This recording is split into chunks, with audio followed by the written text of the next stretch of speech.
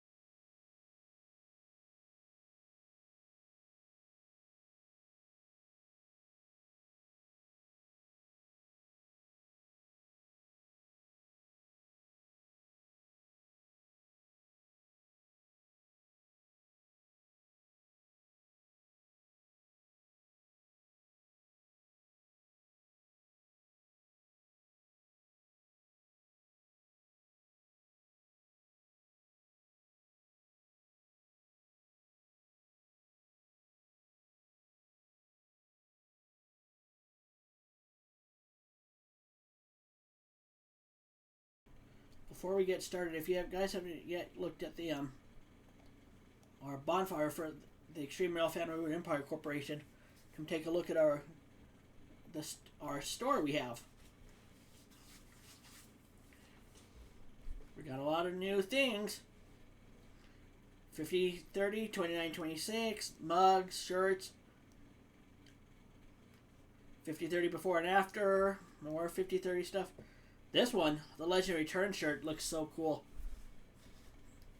If you get it, make sure to promote the QR code because it's going to look cool. We got the Jane Marie stuff back up now.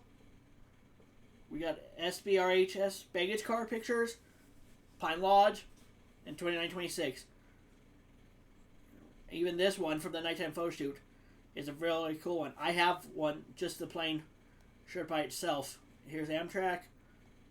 Of course, 29/26 for my VP. Here's the shirt I have right here. That's a nice one. We got this one from 20. We got a lot of stuff here for you guys to buy. We got Amtrak 203, Railroader in Berlin. If you buy your Railroader in Berlin shirt now, you'll be able to wear it at the. I think you'll be able to wear it at the event if it comes in on time. Southwest Chief number 3. 29/26 at the turntable, 50/30 again, coming home. Redwood Empire at the back, and Frisco. So 29/26 at Tractor. Iris and Acma. Dome Car and Iris. We got everything. Look at what we have, guys. 29/26 and 50/30 again. I know that's small, but yeah, I gotta figure that out. So that's what we have. We even have mugs now with all the other stuff too. So come and take a look and see what you have. And all your money that you buy will help us get our cars here faster. Alright, let's get back to getting ready for Starship. We'll catch you soon. We'll catch you on the other side of the stream.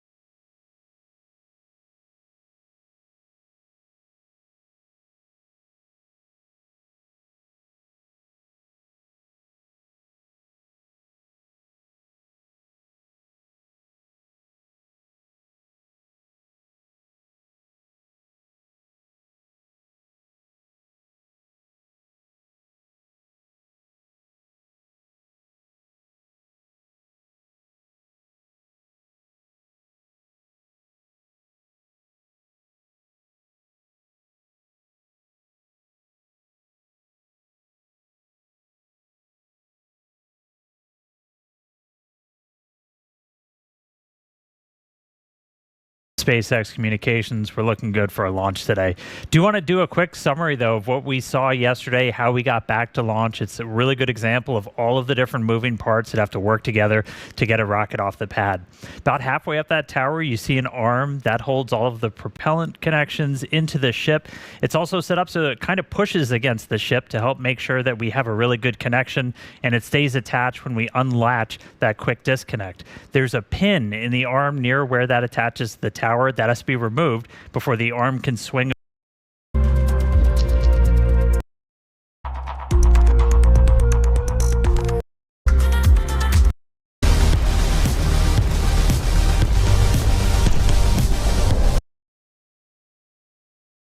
rely on hydraulic pressure to work. Really, the arm trying to keep its pressure on the ship and trying to pull that pin out. You saw we made a couple of attempts to fix the issue, eventually got the pin to start retracting again, but hit the same motion hold. Ultimately ran out of time. The team, though, made some hardware, some software changes to get us into a better position to fly today. We had the tower team up there last night. They welded in some hardware that's going to cut down on the motion of the arm as it's pushing back when the pin's released. And getting all the data we saw on how this hardware interacts in those critical moments, went in, looked at our software, all of our logic, see where we were overly conservative, where we may have had holds built on the wrong readings or the wrong times. Overall, though, really fast work by the engineering teams put us in a position for flight today. Heroic work by our logistics teams to get all the propellant out there. But things are looking really good for launch at the moment. Right behind me, all of the flight controllers on console, looking at the rocket, looking at the pad, looking at the range, all the systems as we count down to liftoff. Propellant load is underway. You can see the rocket getting frosty. We're on track to launch at the top of our window at 5:30 p.m. Central Time. Weather has been gorgeous. Thank you to everybody who was outside yelling at clouds that got us weather yesterday. It extended into today, and we are looking at a green range right now. Functionally, today's countdown, identical to yesterday. It looks very similar to previous Starship flight tests. Some minor differences in timing on things like when we start propellant load, when the water starts flowing on the diverter, when our engines start up. But all the hardware is new booster, new ship, new engines, new pad. Let's do another quick look at everything that's debuting today with Starship version 3. As Kate noted, some of the outside will look familiar, but we've made extensive upgrades across the entire system. Big picture, because Starship's still very, very big. It's just over 407 feet tall, fully stacked, a little bit taller than version 2, have more propellant in both stages. On the bottom half, our super heavy booster has some visible structural changes on the outside. On its top, we've got an integrated hot stage now, got rid of the one-time use one, so we're doing that for reusability. The ship's Raptor engines are going to be igniting directly into the top of the booster. That's where you're looking right now. All of that force and heat offset by the pressure inside the booster's fuel tank and a thin layer of non-structural steel. The grid fins on the booster, which we used to steer on descent, went from 4 down to 3, but we made them 50% larger. Higher strength, also use them for lift, and we'll use them for catch on future missions when we bring the booster back. We redesigned the fuel transfer tube inside the booster. That's what's sending all of that massive amount of liquid methane down to those 33 engines, lets us light all 33 at the same time and have faster, more reliable flips. The bottom of the booster looks very different with those Raptor 3 engines. We deleted all of the bulky engine shrouds from previous generations, all of the prop, avionics hardware, everything for that super tightly integrated now, protected by much slimmer shielding. Up on the second stage, Starship version 3 designed to carry massive orbital payloads up to 100 metric tons to Earth orbit, the Moon, and Mars. Biggest changes inside the vehicle itself. Propulsion system got a complete redesign, increased our propellant take volume, improved our steering on orbit. In the payload bay, the PEZ dispenser is supercharged. That's going to increase the deploy speed for each of our satellites. We've got 22 payload deployables in there today. It's the heaviest we've ever carried on Starship. Eventually, we'll have up to 60 planned of those Starlink V3 satellites. Also on the ship, we added docking ports. There's 2 right below the payload bay door, 2 near the bottom. That's going to enable us to have starships link up in orbit for propellant transfer. Also modified the connection point in the ship to facilitate that. So a lot of upgrades tip to tail, and still powering it all is the Raptor 3. Now, those engines are manufactured in Hawthorne, California, tested in McGregor, Texas, redesigned their ignition system, bumped up the thrust in the sea level and the vacuum engines, and then took all of the sensors, feed lines, controllers, everything that was kind of the busy sections around Raptors 1 and 2, and either deleted them or internally integrated and protected them inside the engine. That dramatically cut down on the weight, made it easier for those to manufacture. So, just an incredible amount of effort from the world's best engineering team getting this rocket to the pad, ready to launch today. I'm going to stop talking for a little bit. That was a lot. Send it back down to Kate and Jake for more on Pad 2. Yeah, so like Dan was just saying, the team has been working hard on a brand new rocket, but we also redesigned the ground systems. And that brand new Pad 2 is making its debut today. We took everything we learned from operating on Pad 1 to create this totally new launch pad. Pad 2 is optimized for full and rapid reusability. We've upgraded our propellant farm with much more storage and more pumps to enable super fast filling for launch and relaunch. And on the tower, we changed to shorter chopsticks. That's the black assembly there at the top of the tower, and that enables even faster motion to better track vehicles flying in for catch. Yeah, and we also changed the actuators driving those chopsticks from hydraulics to 100% electromechanical, increasing their speed, redundancy, and reliability. On the ground, the launch mount was also completely redesigned, and if I had to describe it in one word, I'd say robust. But it's also smarter. We've separated the fuel and aux systems into different compartments and repositioned the booster quick disconnects to be out of the vehicle's plume during liftoff. And as you can see there on your screen, we also have a new bidirectional flame diverter and a new top deck flame deflector to eliminate metal wearing down. So we said goodbye to the pancake. However, this will help us get to zero refurbishment between launches. Now, this pad is still built for maximum safety and fast turnaround because making life multiplanetary will require launching a lot of starships. Now, it's currently T-minus 18 minutes and 38 seconds. We're going to hop over to Hawthorne for a moment for more on Starlink with Tyler Lionquist. Tyler? Hey, Kate, thank you so much. I'm Tyler Lionquist, and I'm a Starlink business analyst here at SpaceX. We're excited to be back here in Hawthorne, ready for another attempt at a launch today. So as we talked about yesterday, on today's flight, we're deploying 20 Starlink simulators, plus 2 modified Starlink satellites, which our team internally refers to as Dodger Dogs, because they stretch the V2 Mini satellite propellant tank so that it sticks out from both ends of the satellite. And the Dodger Dog serves as a tech demo between the V2 and the V3 Starlink satellites, and acts as a platform for testing V3 components. Now, the larger V3 satellites aim to greatly expand our network's capacity, while V3 hardware is designed to support faster Wi-Fi and improved broadband speeds for our customers while providing significant capacity upgrades from the V2 Mini. So, in addition to delivering future V3 satellites to the Starlink network, Starship is also planned to launch our AI satellites. And as you may have seen during the TerraFab event in Austin a few months ago, Elon laid out the path to revolutionize cloud computing and AI infrastructure, leveraging the unlimited power of the sun, targeting 100 gigawatts to 1 terawatt of AI computing power annually. And from there, we're looking at connectivity beyond our planet too. Building on the technologies used to connect people on Earth, the Starlink team is exploring using Starlink to enable high bandwidth connectivity around the moon. With a constellation of satellites designed to connect to user terminals on the lunar surface, we could relay data back to our Starlink constellation in Earth orbit. So traditionally, deep space comms have relied on radio frequency transmission. But this new design would use lasers to relay data back to Earth, which can massively increase the bandwidth available to future lunar missions. We currently have thousands of lasers operating in our Starlink constellation around Earth, and deploying that technology around the moon could connect it with hundreds of terabits of capacity. Together, this could provide the connectivity backbone between the Earth and the moon, and enable gigabit connectivity anywhere on the lunar surface, providing data for rovers, habitats, and astronauts, and hopefully some incredible views for us back on Earth too. So all of that adds up to a lot of satellites, but the good news is there's still plenty of space in space.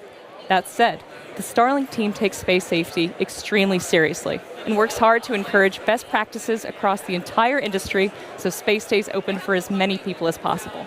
In fact, just yesterday, the Starlink team published a new update on Starlink.com to encourage all satellite operators to better coordinate and follow best practices to keep space safe.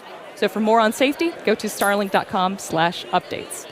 And with that, let's kick it back over to Kate and Jake and Starbase for today's mission profile. Thanks, Tyler. Now let's dive into the flight profile for today's test. As we've mentioned already a couple of times, there are numerous redesigns making their debut today across the entire launch vehicle.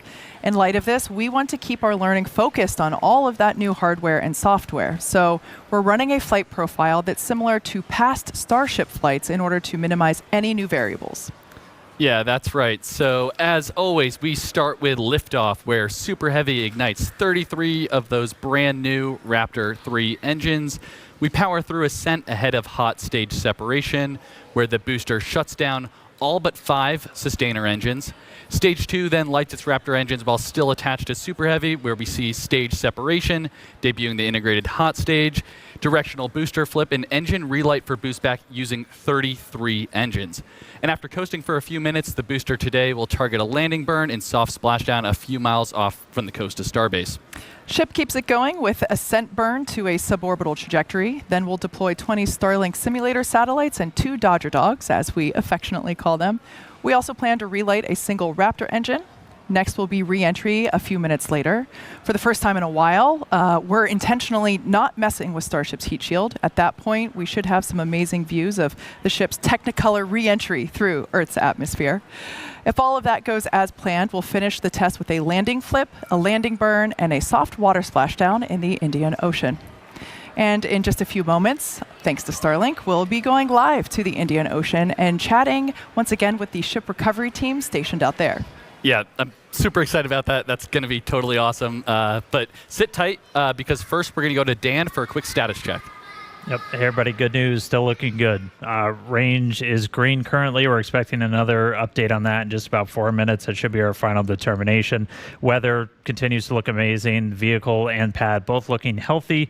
We are a little over 80% on fuel, 95 on LOX in the ship, and then a little more than 2/3 it's looking like on booster. So we are on track today, looking good for a launch right now at 5:30 p.m. Central Time. All right, so we're going to do that right at the top of our window. Once again, though, we're going to be targeting to send Starship around the world for a splashdown in the Indian Ocean. We had a really quick check-in yesterday with the Starship recovery team out there on station. They're helping us to maintain the range and a whole lot more. So let's jump back out there once more today. We've got Suren Sunai joining us live from the boat deck out in the Indian Ocean, a couple hundred miles off the coast of Australia. Suren, how's it going, man? Welcome to the Flight 12 webcast. How's everything looking out there in the landing zone?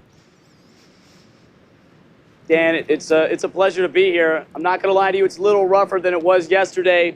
Nighttime, it's hard to see the horizon, but we're looking at about 10-foot seas, and we're loving it, but it's rough. All right, what's your guys' primary job out there? I mean, you're out kind of in the middle of nowhere. What are you guys doing?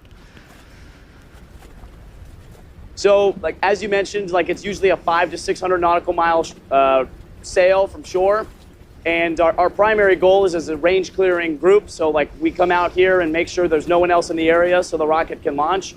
But that kind of allows us to do our second goal, which is to conduct imagery of the rocket as it re-enters and as it splashes down. We get a lot of other data, but like the primary one is for sure imagery with an ensemble of maritime and aerial-based assets. And talk to us a little bit, because it's evolved over time, kind of humble beginnings of getting those views, to talk us through where we've gotten to now today.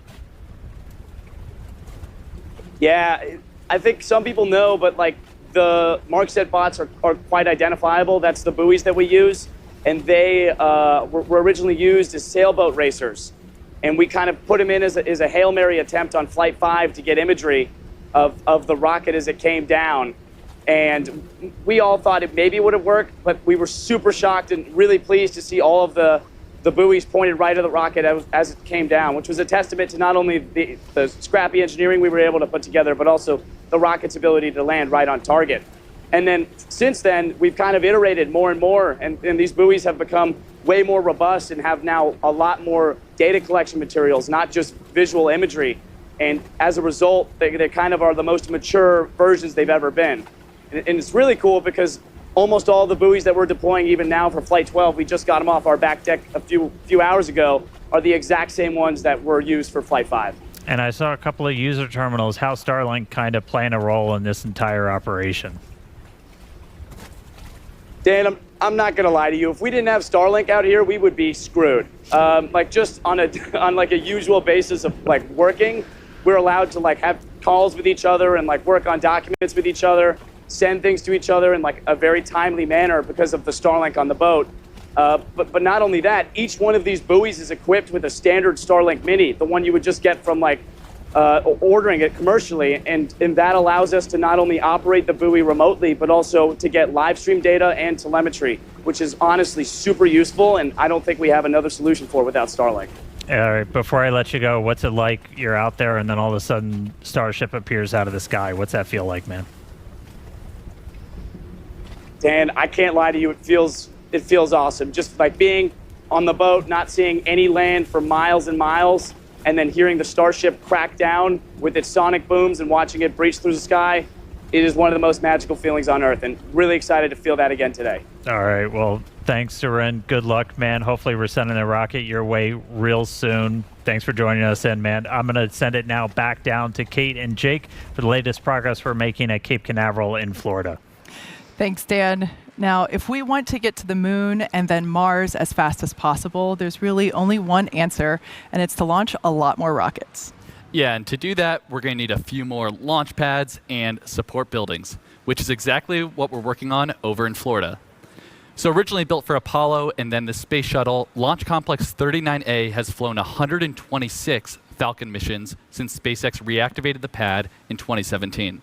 Yeah, I actually remember the day that we did that. I was able to host the live webcast for that first launch out of Pad 39A, and it was just so amazing to see that pad come back to life.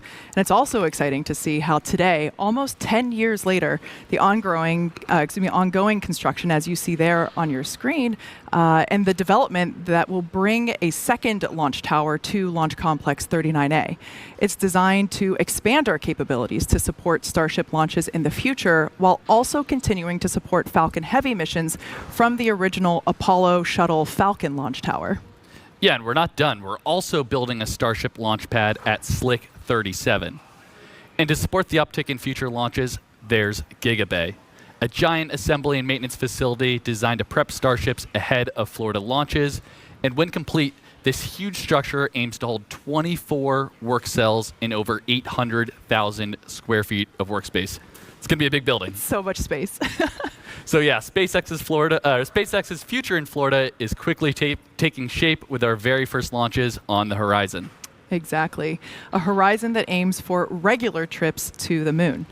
And speaking of moon, we've got another special guest for you today. Dan, I think the last time you and I were on a webcast with this person was Polaris Dawn, as he was performing the very first commercial spacewalk. That's right, Kate and Jared. I don't know if today will be quite as cool as doing a spacewalk, but we're going to try our best to make it as exciting. Like, thanks for joining us here today, man. You had a heck of an entrance on the way in.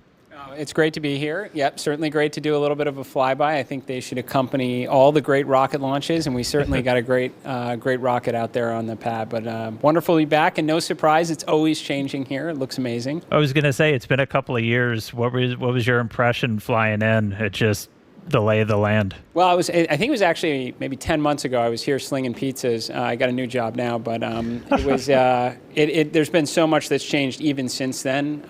Yeah, the facilities look amazing. All the housing that's coming in here, and of course, you got 2 orbital launch pads out there and a rocket that's just looking fantastic, especially from the air. It's good. Yeah, you said you got a new job. It's been a slow start to your first 6 months. I mean, you only sent humans around the moon for the first time since the Apollo days. Bill and I kind of nerded out a little bit. Like, that was the last thing I worked on when I was at NASA, so seeing them go was just insane. Like, how's everybody feeling after the success of Artemis 2? Well, I'd say I have the best job in the world, and I certainly work with an unbelievable team. I mean, as you know, that mission was a long time in the making, so I got to show up at the right time to see everybody put all that effort to put it in action. But what a great mission. Those 4 astronauts, you couldn't have had better ambassadors for humankind to the stars. I mean, they really brought us all along for 10 days, and we're getting ready for what comes next. We're going to start stacking Artemis 3. We got a lot of the hardware in the VAB already. We're hoping to even get out to the pad before the end of the year, do another wet dress. So, all right. And we're looking forward to seeing this thing fly, because hopefully at some point in the not too distant future, we're gonna join up in Earth orbit. Yeah, what's coming up next, and ultimately, like, based on the moon, that's the big focus. Like, what's kind of the why? Like, why are we doing this for everybody? Oh, well, I mean, and yes, we're certainly trying to get back to the moon, but what's coming up next? We're also building a moon base in parallel. And why are we doing that? Well, it's for a lot of the shirts I see around here, which is Occupy Mars. I mean, what a great opportunity.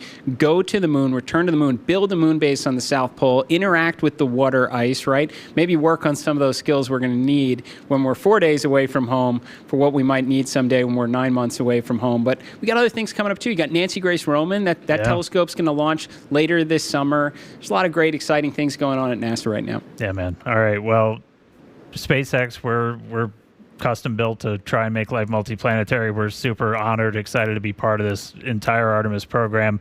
Really excited to see Starship, sending people to the moon, all of the different pieces working together. It's going to be a really exciting future. Oh, absolutely. Well, thanks for having me here. It's great to see everybody. Again, I know a lot of hard work leads up to a moment like this, so we're all rooting for you, and we're looking forward to meeting up next year in Earth orbit. All right, man. Well, I'll let you jump back in there. We got about 4 minutes to go. Just toss it back down to Kate and Jake. Yeah, I think it's safe to say we could listen to you guys yap about the moon pretty much all day. It's so inspiring to hear about the future of exploration on the moon. And if you caught the show yesterday, you also heard some more future space exploration news. Yeah, that's right. From-2 mission commander Chun Wang will be one of the first humans to become an interplanetary traveler. Don't think I've ever said that word before. While also joining Starship's first mission to fly past the moon. Yeah. Incredible. Amazing. In fact, that Dragon capsule that you saw there was Dragon Resilience. That is the same Dragon spacecraft that Administrator Isaacman flew in both Inspiration 4 and Polaris Dawn. So it's a good one. Now, Dan, we're now coming back into a terminal count again. Anticipation is definitely growing as we proceed towards our second attempt. Once again, this is the first flight. We're aiming to fly for the first time, Starship version 3. Massive upgrades across the vehicle that you see at the pad there, as well as the pad itself.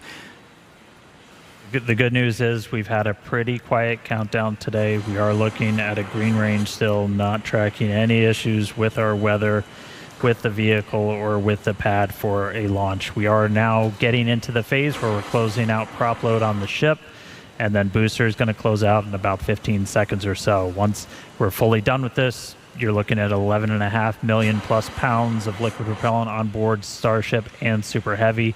We're going to get the pad itself ready, push back all of the propellant that's in those lines running from the farm up to the launch mount, just kind of harden the area and get it ready for launch. We're going to peek inside. Hopefully you see the engines do a little wiggle as we do our final steering check. That'll happen at T-minus 100 seconds, and then after we get through T-minus 40. If you tuned in yesterday, you're very familiar. If we need to hold, we can go into what's called rapid recycle, essentially, where we can hang out at T-minus 40 seconds. It's built in. We're only going to hold if there's an issue, not currently tracking one. They can pop up after we pass T-minus 40, but right now we're looking good. Hopefully going to move right past that.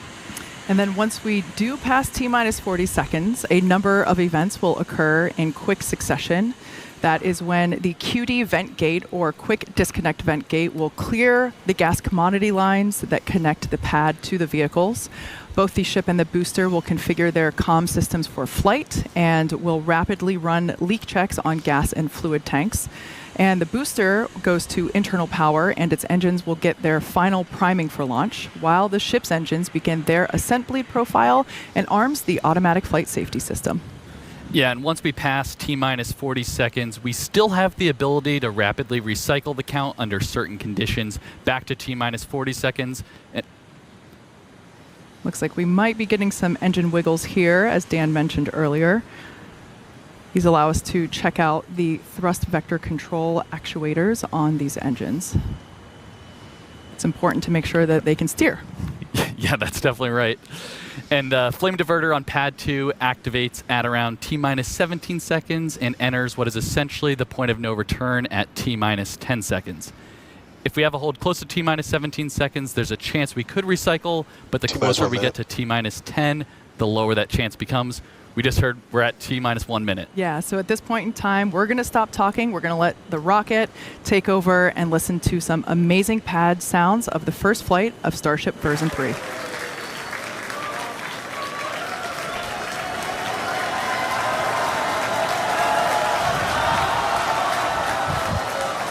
All right, we are holding. We were just waiting for the fuel pushbacks to complete into the prop farm.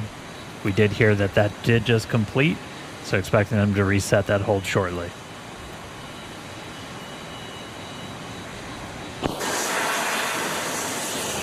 Clock, the hold is reset, clock is rolling.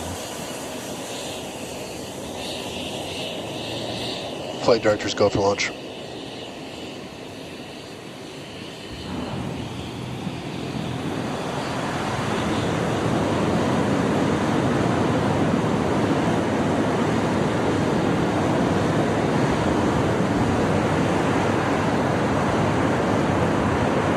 Minus 10, 9, 8, 7, 6, 5, 4, 3, ignition.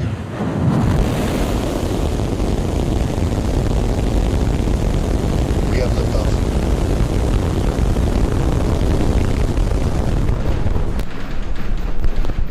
Pitch you downrange.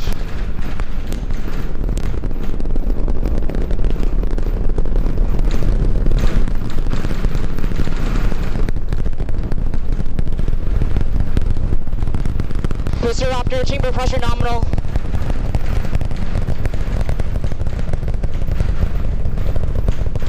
All right, we are T plus 30 seconds into flight, seeing 33 out of 33 Raptor 3 engines on booster V3, ascending over the Gulf now, coming up on maximum aerodynamic pressure. Booster and ship, avionics power, telemetry nominal. Systems looking good. We're just passing through the period of maximum dynamic pressure.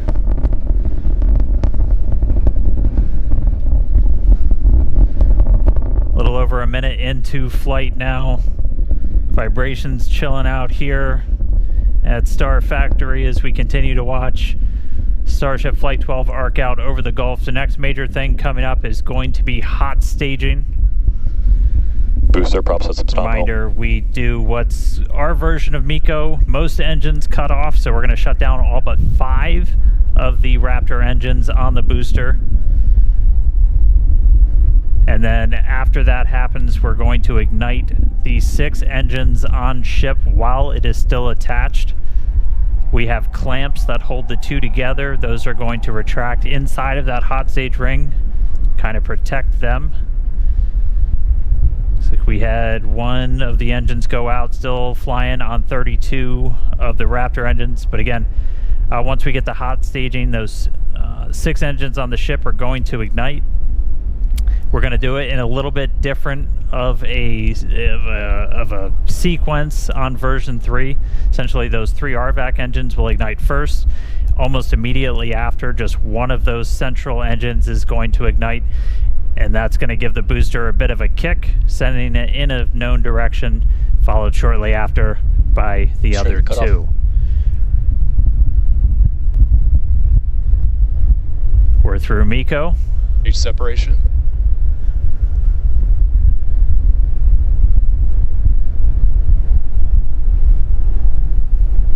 There you go, successful hot staging separation. We are not seeing as many booster engines ignite as we expected for boost back, but we are seeing 6 good engines lit on ship. It looks like we just had an early boost back shutdown. Again, a reminder, the booster was planned to essentially head into the Gulf for a splashdown, but it has shut its engines down early on into boost back. And we just see one of the RVAC, so we're now running on 5 engines on ship. We do have engine out capability, so it's going to continue into its ascent. You got booster on the left there, ship on the right. Ship avionics power Again, and we are telemetry not nominal. planning on bringing the booster back for this flight, as this was the very first time.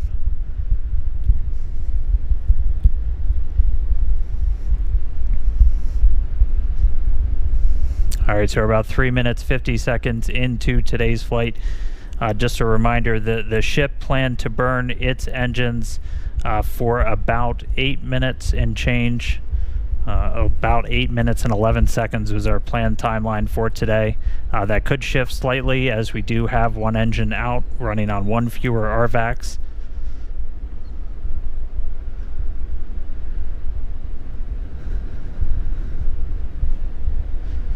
Again, continuing to watch. So booster did not complete its boost back burn. We did not see all of the engines ignite that we expected. Are continuing to get some views from it, though. That's going to make a splashdown somewhere in the Gulf.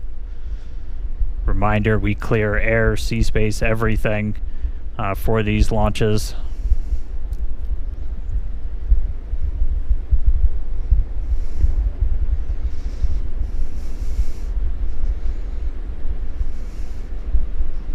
All right, so we are coming up on T plus 5 minutes.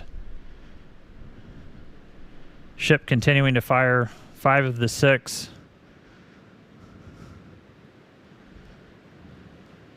Standing by for callouts, making sure ship's on its planned trajectory. Again, we are planning a suborbital trajectory for the ship today.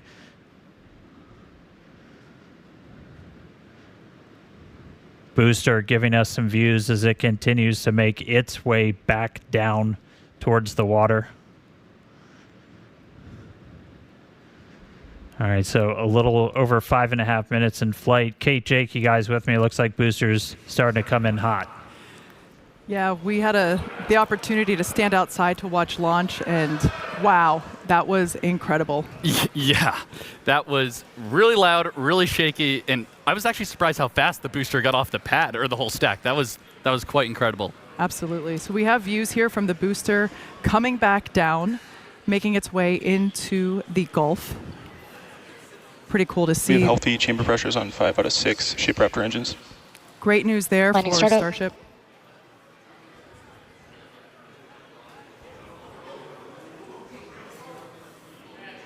Once again, we were not going to bring the super heavy booster back to the tower. We were planning on having it land in the Gulf.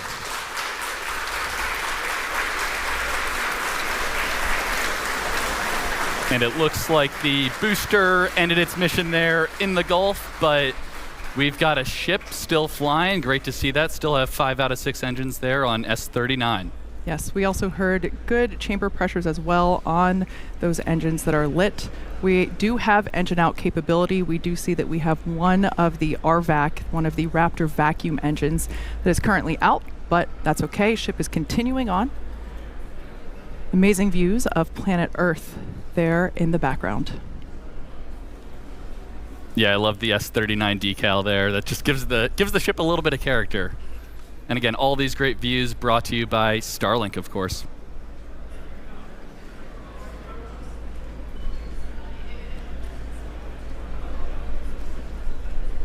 Yeah, obligatory shout out to the entire Starship avionics, camera, electronics team. Did a whole lot of work to get these upgraded cameras. A look inside of the ship skirt, you can see those 3 center engines ignited. The RVACs continuing to fire as well. We did see at least a couple engines fire up on booster for that landing burn before we lost contact with it. We should have just a little over 20 seconds to go. We'll see if the burn extends a little bit for the engine out. Essentially, you can run your engines a little bit longer or throttle up a little bit more to account for the one engine not being lit. So right now we are standing by for SECO.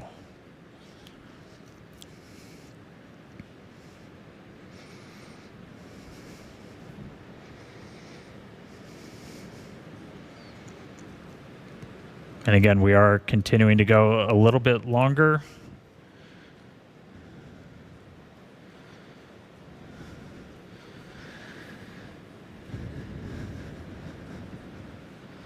Five engines still burning on ship.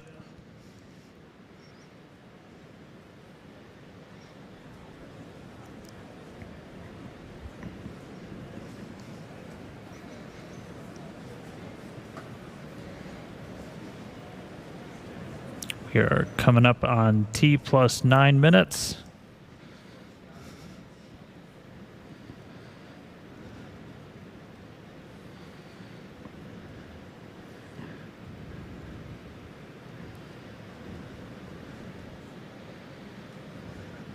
And starting to see shutdown.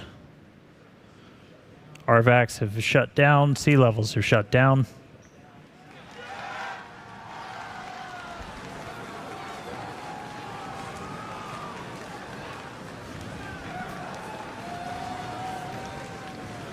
Seeing if we can get an update on the ship orbit insertion, but we have shut down again. We did run longer as we were engine out. We were flying with 5 of those 6 Raptors pretty much the whole time.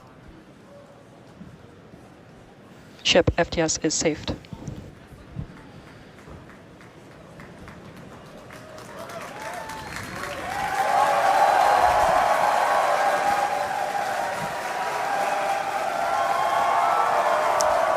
All right, well, we definitely got a ship in space right now.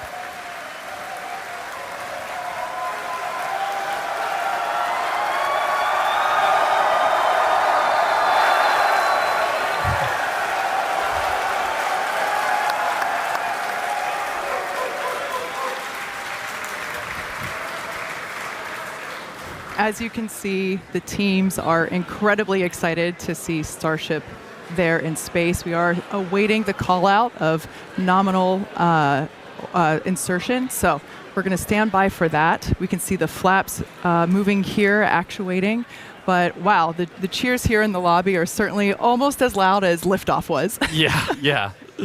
Man, a lot of action going on, and you know, we said at the top of the show, excitement guaranteed, and we're only 11 minutes in. We still have a lot more to go here on the mission today. So all objectives are done on the booster, so now all eyes are on the ship as we get ready for our in-space objectives. Exactly. So like I said, we're still standing by to hear the call out for nominal orbital insertion, but we've got a few minutes before the next milestone. So we're going to continue. We've got some amazing views here of the ship. Wow, it's just that this is our planet. This is our home.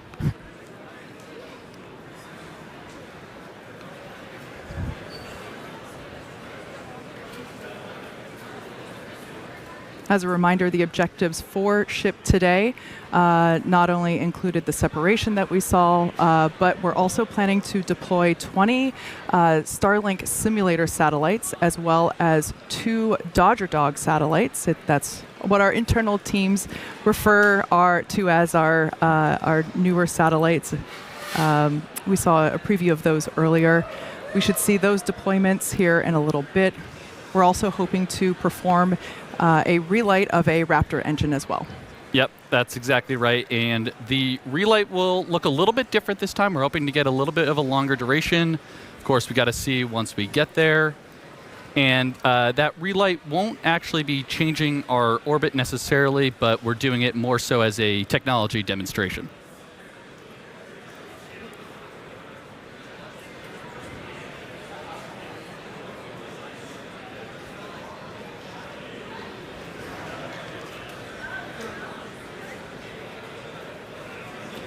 For those of you that maybe just recently tuned in, you missed a pretty exciting almost 13 minutes.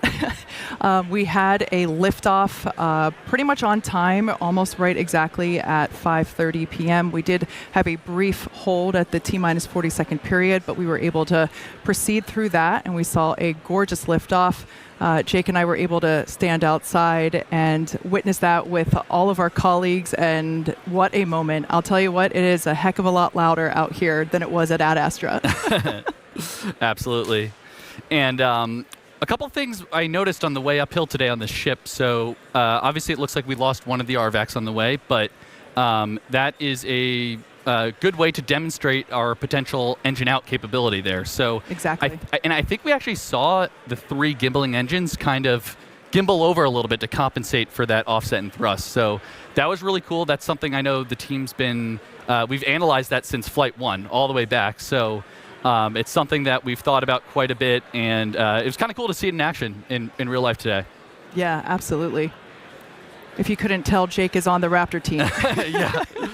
But hey, one non-Raptor thing I noticed also back on the when we had the shot of the aft flaps, it's a little weird. We have tiles on the leeward side, so not on the side where we're going to see heating.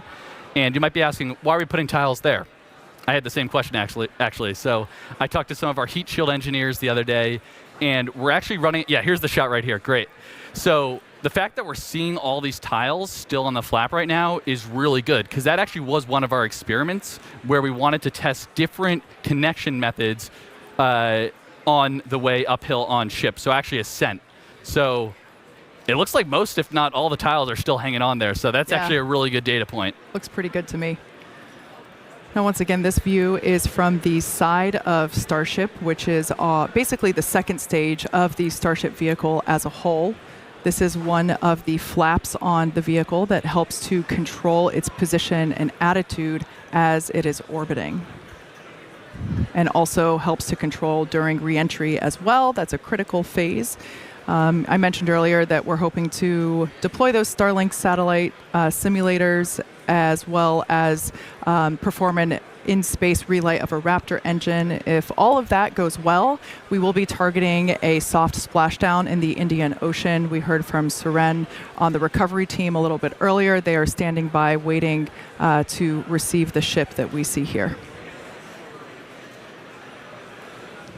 All right, let's send it upstairs. Dan, how's it looking?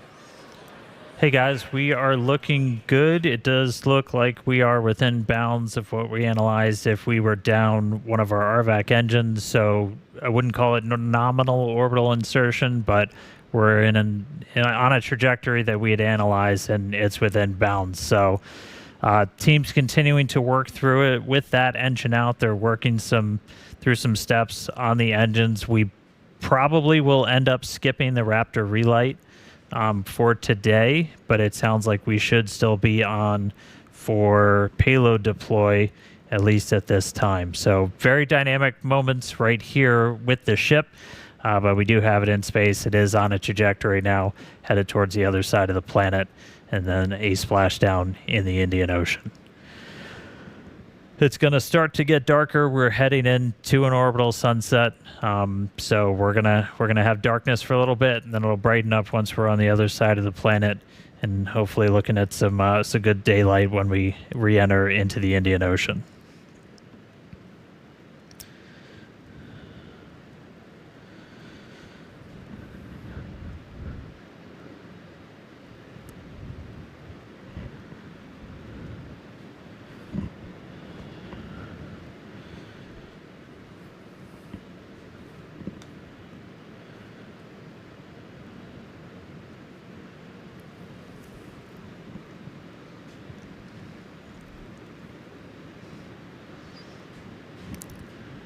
All right, so we're a little over 17 minutes into flight. If you're just now catching up with us, we did see a liftoff right at the top of our window. Super Heavy getting off the pad, initially lighting all 33 of those Raptor engines, got through a successful hot staging.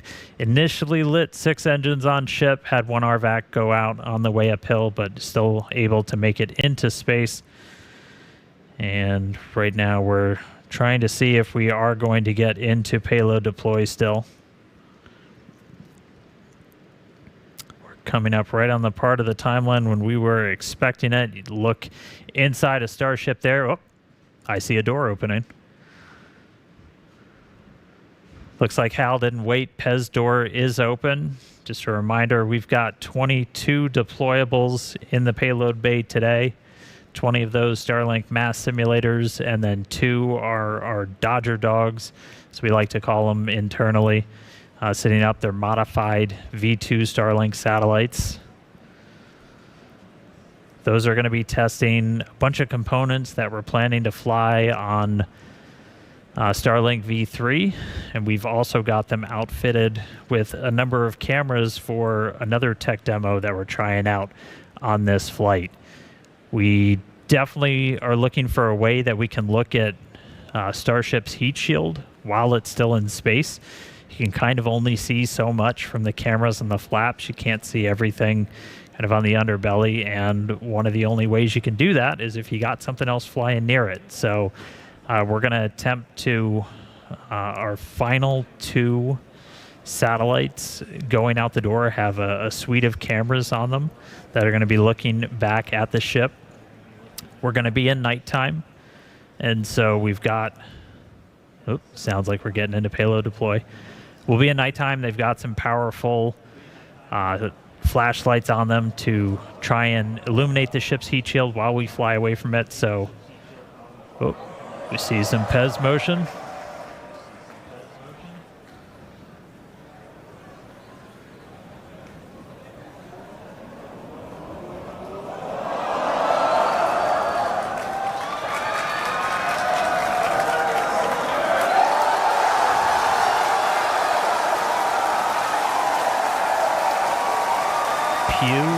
Pew.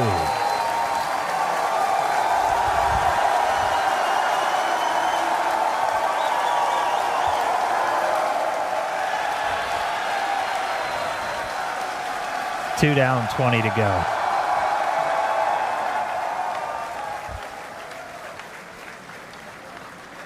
As a reminder, that's one of the things that we upgraded in version 3, kind of gave a little soup up to the PEZ dispenser, so those satellites going to move out a little bit quicker than they did on previous Starship flight tests.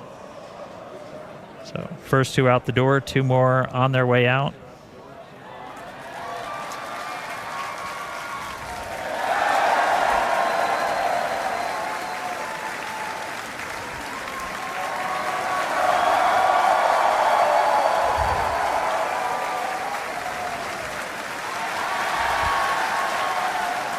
All right, 4 down, 18 to go.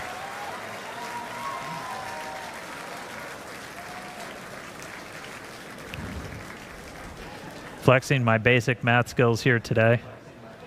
Again, the majority of this stack, 20 of these 22 satellites, they're essentially just mass simulators, so they're roughly the same size as those Starlink V3 sats that we're hoping to fly later this year.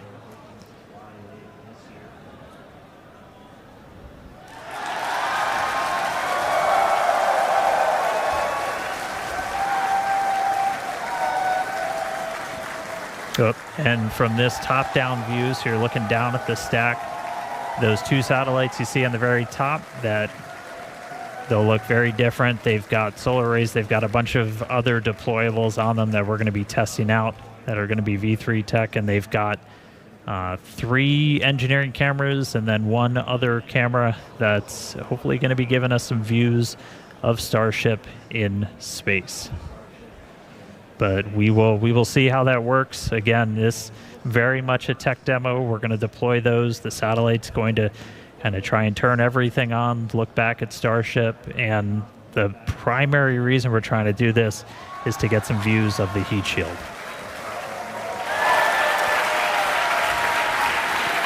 All right, 2 more out the door.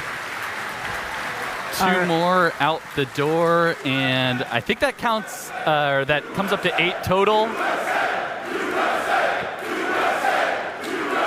As you can tell, the teams are stoked to see this demonstration happening.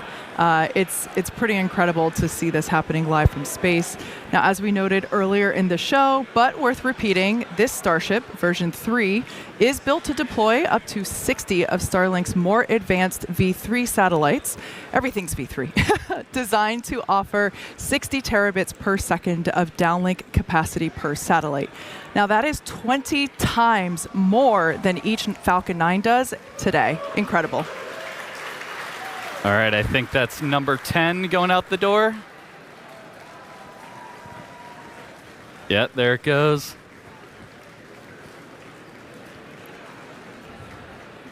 So yeah, the camera view you have on your left screen there is basically right at the bottom of the payload volume. So the kind of dome-shaped structure you see there that's actually the top of the fuel tank. Then the camera view that you have on the right is an external camera that we have positioned so that you can see basically the light through the open Pez dispenser door that you see. That's that sliver of light. We can see the Starlinks here deploying as each one comes through.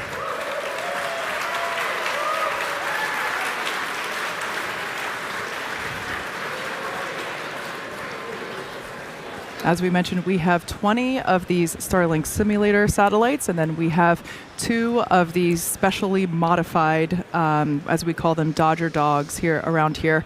Those, as Dan mentioned earlier, they have some V3 tech on them, some solar arrays, and those will be the last 2 that will be deployed today. Yeah, that's right.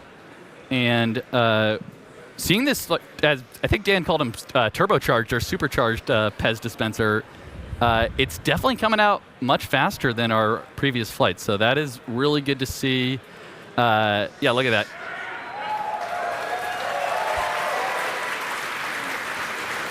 And especially once we, fill Starship up all the way with around 60 or so of these Starlinks, being able to deploy them fairly expediently is going to be important for designing the overall mission profile.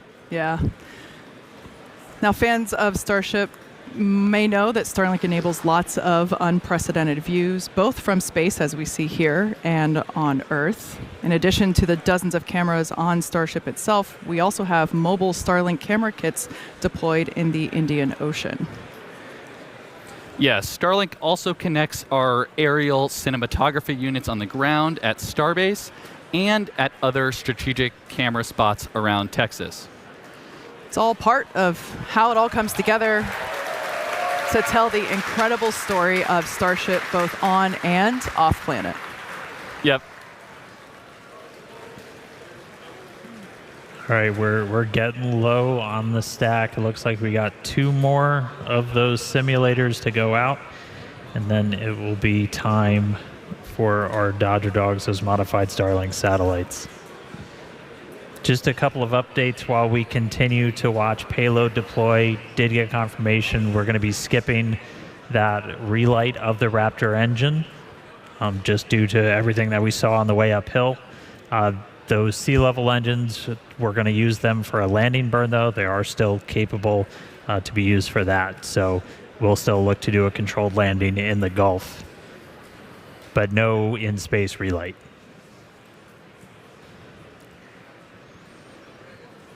All right, I think that's 19 and 20 headed out the door.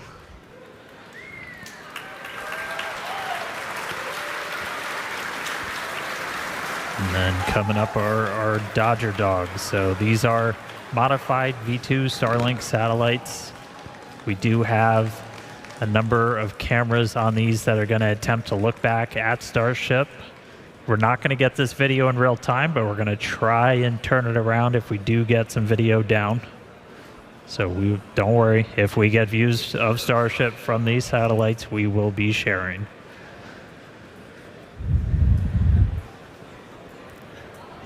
And these will be exciting because, again, they're really a tech demo, getting our chance to test out some of the technologies for version 3.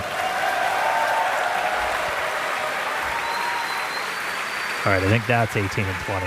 My basic math skills are failing now. All right, here we go.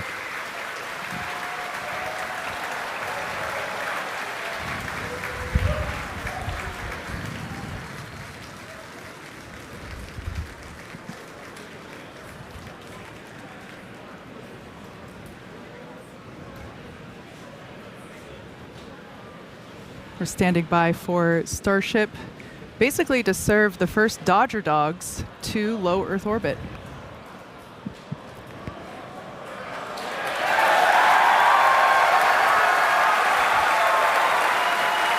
And one out the door.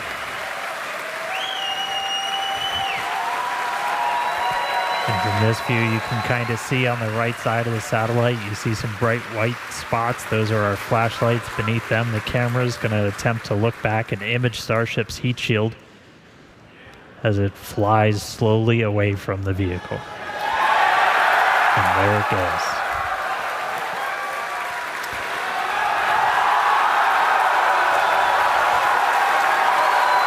Let there be light. Yeah, it almost looks like the light is just shining right at us there.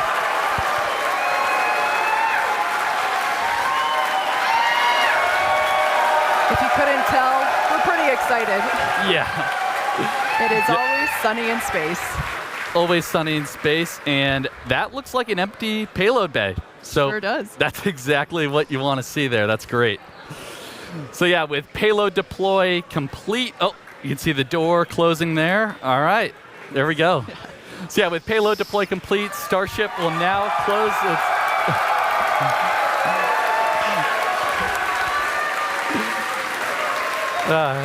Starship, we closed the payload door, and we're going to continue to coast around Earth all the way to the Indian Ocean. So still a lot of major events to come today. Sounds like we're not going to hit that Raptor relight based on what Dan was saying, but after that, of course, we'll have the atmospheric reentry and splashdown. And with that, we're going to go on another quick coast. So sit tight, enjoy some amazing space views and the space jams, of course. And we'll be back in a few minutes for Raptor relight. Excuse me, not for the relight, but we'll be standing by for atmospheric reentry.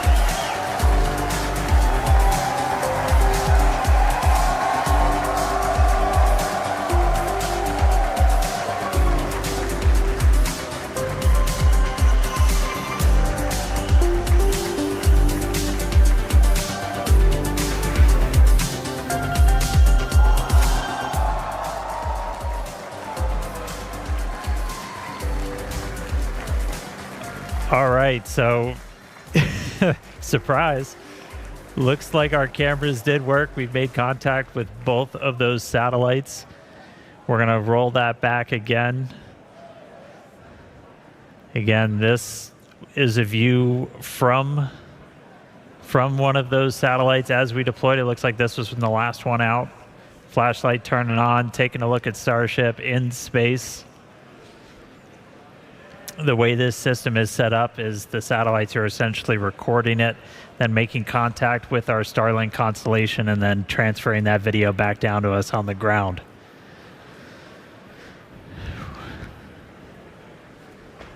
That's a Starship in space.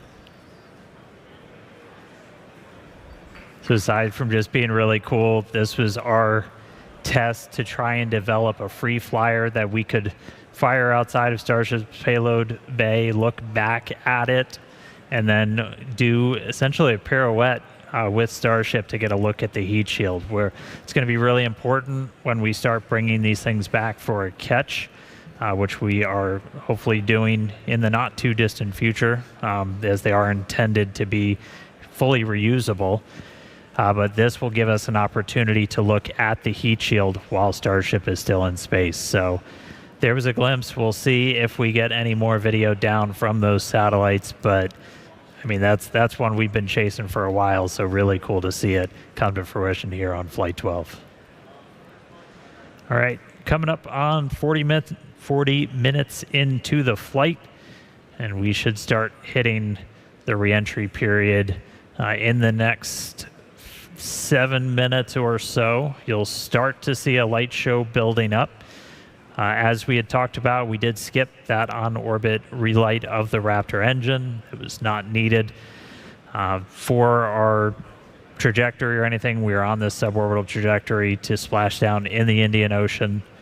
We are going to attempt a landing burn. We'll see how they perform when we get there. And just a reminder, we are going to be stressing the ship on the way in. We're going to intentionally do a maneuver where we're going to kind of pitch the nose up and deploy those bottom flaps to really put a lot of pressure on them. So we'll see how it does through that maneuver, and then we'll be doing kind of a final banking turn before we get to a landing burn. So all that coming up in a few minutes. The light show should start beginning real soon.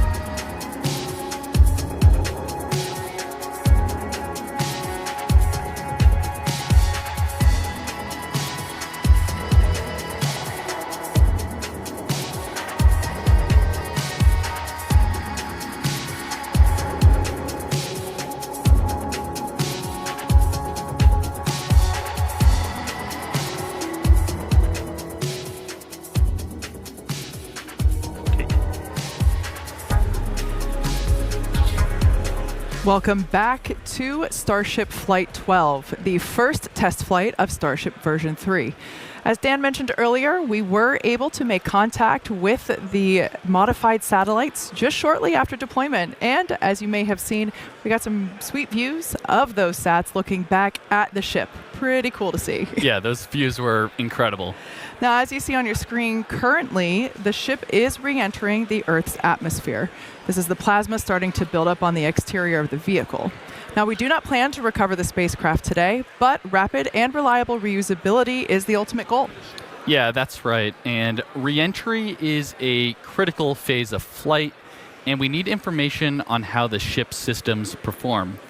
Re-entry is an extremely demanding portion of flight where we essentially have to scrub all of the energy we used to launch the rocket back off in reverse. So the 18 million pounds of thrust that we had off 33 of those Raptor engines. Just a little. Just a little. We're now, and then another, several minute burn on the ship. We're now basically undoing all that energy here via aerodynamic braking, essentially. And of course, Starlink is a big part of it, as that's what allows us to actually gather this data and show these live views. And again, the data gathering is really the main reason why we're doing these flight tests. So Starlink provides us just one more path to collect that data that ultimately allows us to rapidly iterate Starship's design. Now, if ship manages to make it all the way through re-entry, we'll collect valuable data on the spacecraft flying through the Earth's atmosphere at these hypersonic speeds, which is basically more than 5 times the speed of sound. Now, we do anticipate that it might be a little bit of a spicy re-entry, so we'll see how far we get. Re-entry is typically a portion of flight where we don't have communications with the spacecraft because it's re-entering at or around orbital velocity, roughly 8 kilometers per second, or for those of us that think in other units, roughly 5 miles per second. At those speeds, the spacecraft is moving through the atmosphere, and it creates that plasma field that we saw forming around the vehicle. Yeah, and although the plasma looks really cool, it does distort some communication frequencies. So it's not uncommon to experience brief blackouts in communication. Of course, thinking long-term here, Starship is designed to land on Mars where there are no runways or other humans to help out. That's why we're going with the propulsive landing instead of a more traditional means like parachutes. Propulsive landing, not only, again, is it more cool, but it enables a more rapidly reusable rocket. Yeah. Now, we should hear some call-outs as the ship makes its way back to Earth. When we hear entry max heating and entry max Q, that means the ship has made it through the maximum heating and aerodynamic loads that it will experience as it returns. So if we make it through those, we're doing pretty well. Yeah. And you can see in the bottom left right now, we're at 23,500 kilometers per hour speed. That's just a crazy number to think about. But as we keep progressing in the mission, we are going to hear a call out when the ship is transonic and then subsonic. So transonic refers to the period of flight where the velocities of airflow surrounding and flowing past the vehicle are concurrently below, at, and above the speed of sound, kind of in that Mach 0.8 to 1.2 range.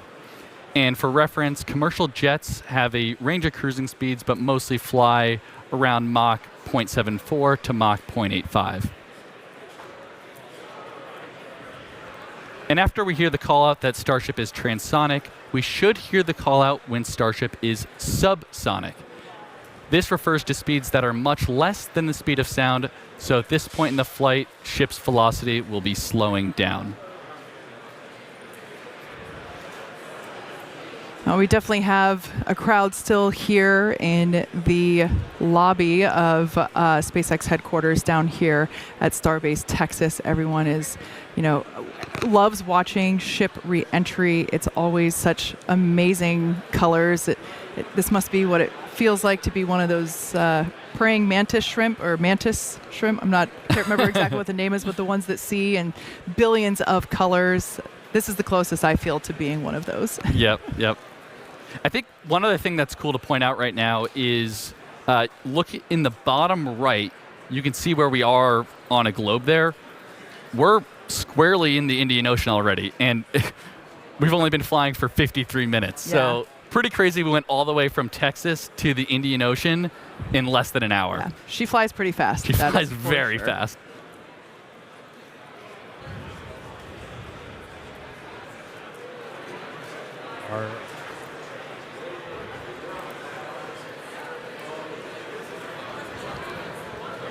All right, so the light show continuing. We are through the period of peak heating, and we'll be looking at the peak pressure coming up in the next couple of minutes. The next 10 minutes are probably going to be the spiciest of entry today. As a reminder, we are going to be doing some stress work on this ship, where we're going to do a maneuver where we kind of kick the nose up to fully deploy those aft flaps to really get a good test of the structural strength of that part of the ship. We did that on one previous flight test on version 2. We're going to try and do that today. Since we did skip the in-space burn, we're carrying a little bit of extra propellant in our header tanks up in the nose, and so that's going to put a little bit of extra stress on those forward flaps as we come in. So we will see if they're able to hold through that reentry. So that will be another watch item. We did skip that in-space burn, but we are expecting at least 2 of those sea level engines to try and ignite for a landing burn. We entered the entry period in a good attitude, so hopefully making our way to the targeted splashdown point. We've got that Starship recovery team standing by, and we should be about 10 minutes away from splashdown. So a lot of excitement over the next couple of minutes. Kate and Jake, let's see how Starship holds up on the way in. Yeah, and we just heard on the nets there that engine chill has started. So essentially what that means is we are prepping the landing engines by getting them down to temperature ahead of that landing burn later in the mission here. And on a lot of our previous flight tests, we've been removing a bunch of the tiles. If you've watched those, we were really intentionally trying to push ship beyond its limits. On the last flight, we even had basically a hole get punched into the liquid oxygen tank that you could see when we did the landing burn into the ocean, and the ship was still able to make it. But right now, we're really going to be testing the structural strength of these flaps on the way in. Again, this is a flight test. We're trying to intentionally find where our limits are. And in this view, you're looking at a whole bunch of tiles. I think Jake talked about it earlier. We bonded some additional tiles to the leeward, or kind of the metal side of Starship, to see how those different bonding techniques would hold up. And looking like we've got quite a bit still attached. Yeah, and as we're going down through the atmosphere here, we are at about Mach 16.1.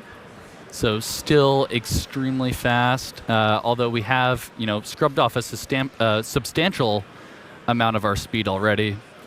Altitude at a little less than 60 kilometers.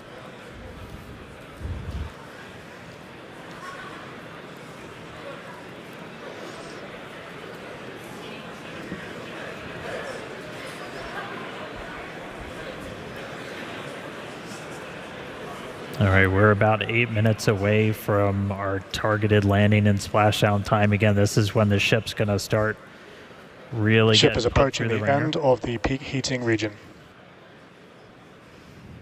Just heard the call out, getting to the end of the peak heating, so the highest temperature the Starship's going to see during its reentry.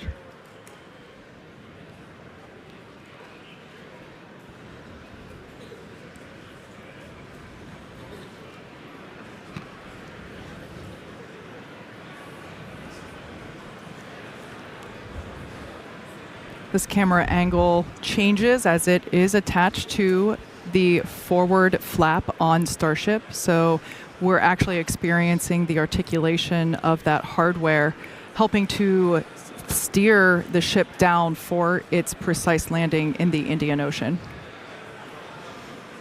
Yep, that is just a really cool, kind of cool piece of perspective there. I know some people say it makes them a little seasick, but I definitely love it. It makes it feel like you're really riding along with the ship on the way down. Yeah, and aside from just looking cool, all these camera views providing just really critical data on how the heat shield, how the flaps themselves are holding up. That's why we've got these in the flaps and then all scattered all around the ship so you can see how they hold up. There's some internal to the vehicle too and we're getting all of this video back via Starlink. Even as we're just enshrouded in plasma, we're able to kind of operate at a high enough frequency to punch through, and that is blue ocean and sunlight you're seeing just beyond the flap. So we are coming down into daylight, hopefully splashing down in the next 6 minutes or so in the Indian Ocean. We've still got a couple maneuvers lined up where we're going to be really stressing the flaps on the ship. So Ship has passed through the peak heating region. External temperatures are coming down. Wow, that is incredible news. As Dan mentioned, we were expecting this reentry to be super spicy, but excellent news that we're now past that period of peak heating and that now the external temperatures are starting to decrease. Those heat shield tiles there on the belly of the ship really doing a ton of work to burn off all of that inertia that the vehicle had prior to re-entering the atmosphere. Yeah, and you can tell by the G meter down on the bottom right that we're starting to pick up a couple more Gs here, so we're definitely entering the thicker part of the atmosphere where we're scrubbing off all that energy, like Kate's saying.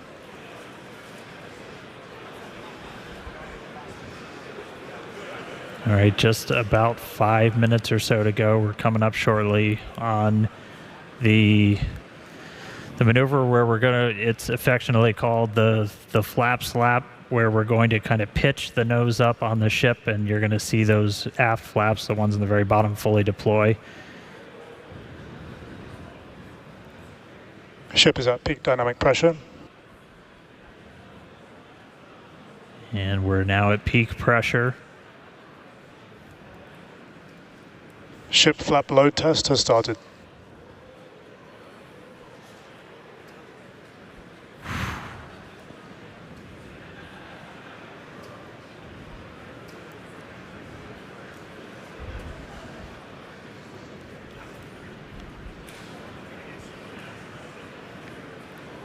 Looks like it's holding.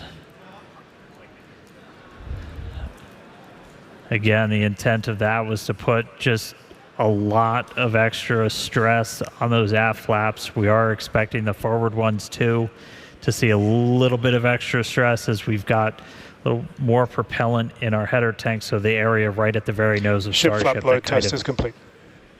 And we're through that test. There we go. And we just did that test at Mach 7, just for reference there. So we are still going incredibly fast.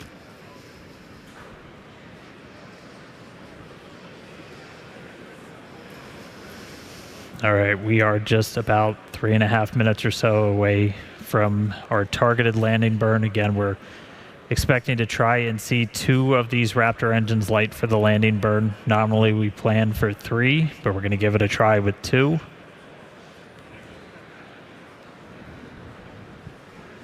Hopefully we've got Ship is starting the RTLS banking maneuver.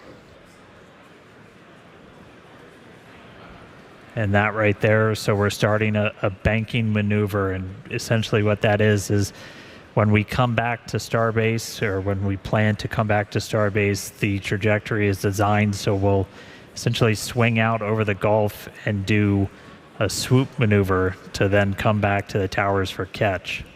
And so we are doing that exact same maneuver as we head towards our targeted splashdown in the Indian Ocean. Yeah, and that call out there that we heard, RTLS, stands for Return to Launch Site. So definitely a pretty cool thing we're demoing here on the ship. You know, as in the future, we are going to be trying to bring the ship back to the launch site, which is going to be absolutely insane. Absolutely. But of course, we want to test out these maneuvers, these principles prior to actually bringing the hardware back to the pad. This is the same reason why we were intentionally not trying to bring the booster back to the pad. So we're trying all these things out in this developmental phase of the vehicle, and really proving what a test flight is. Absolutely. Dynamic pressure is coming down. All right, we heard there dynamic pressure coming down, and I'd say we're in a pretty good bank right now. Yeah, executing the power slide. We're about 90 seconds away from our anticipated landing burn. Clouds coming up, pretty sunrise on the other side of the planet. Starship is subsonic and is on target.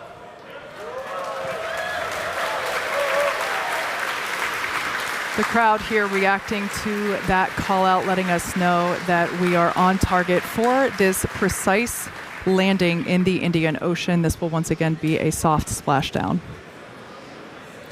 We should get some pretty cool views from the recovery team who we chatted with earlier. They are standing by to receive this ship. Once again, this is the first flight of our completely redesigned Starship version 3. Yeah, and if you remember the suborbital flights from a few years ago, this is very much the same regime that we're in here. So we're sub 15 kilometers executing what we call the belly flip maneuver. Yes, serial number 8, the first belly flop. I remember it well.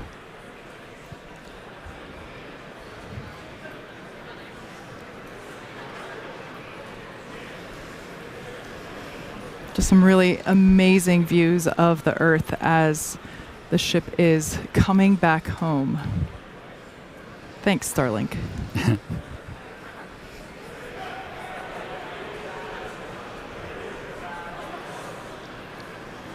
Yeah, you can see the aft flap there making minor corrections. Starship is turning for final approach to landing site. Look at that turn. There we go. Minor corrections and a full turn. Yeah, Starship doesn't fly like an airplane. It's a lot more like a skydiver. Full belly flop on the way down, using those flaps similar to arms to help change the path of the air over you. Coming up real soon. Again, going for a landing burn, trying to light 2 of these Raptor sea level engines. Landing burn startup. Landing burn startup. 2 engines lit.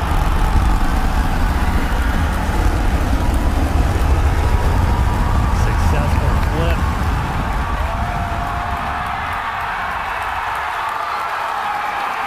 Buoy cam Starship is catching landed. it. Good shut time.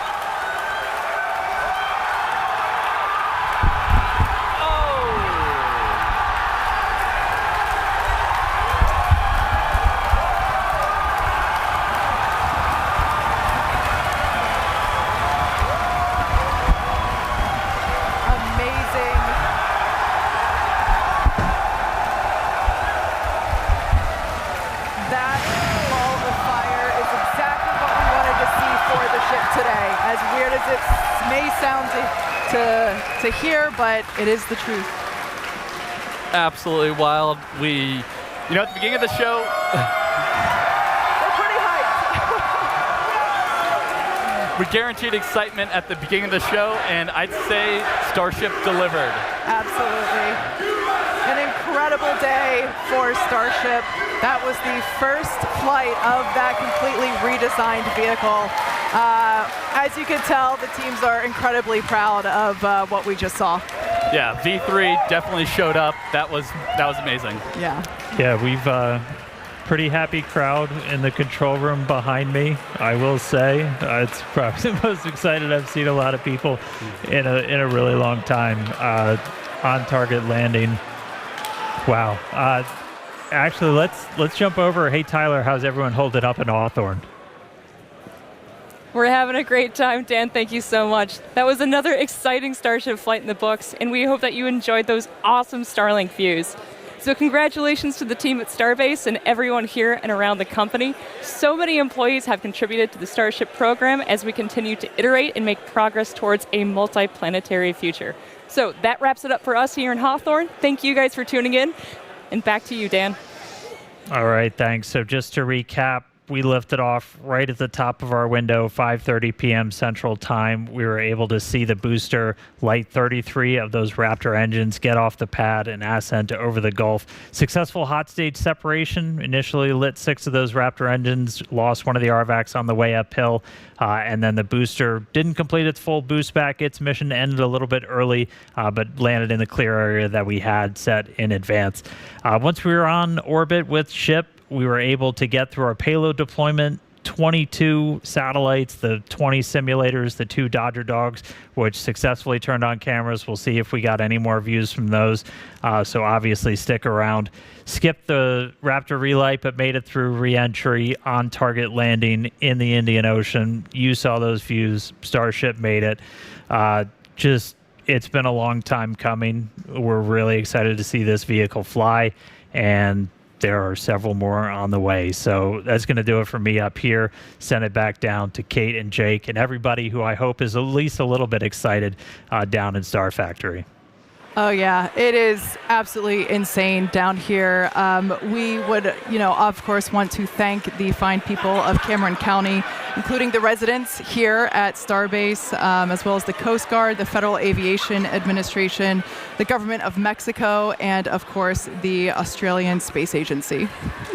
Yeah, so honestly, just huge congratulations to all our teammates here at SpaceX and everyone who's supported the Starship mission just in general here. It's been a massive effort, really incredible. Yeah, there's a lot of people that worked really hard to make things look easy, so shout out to those teams. Now be sure to follow SpaceX on X for updates and more exciting views that we didn't get to show you on today's live program. I have a feeling we'll see some pretty amazing stuff come from those demonstration satellites that we were able to show some initial footage of. Now, if you're interested in more launch coverage, head on over to our profile on X. We also have SpaceX.com/launches for you to check out for the most up-to-date information. So thanks to all of you for tuning in. We're going to close it out and celebrate with our colleagues. Thank you so much for tuning in, and have a great night. We'll see you next time.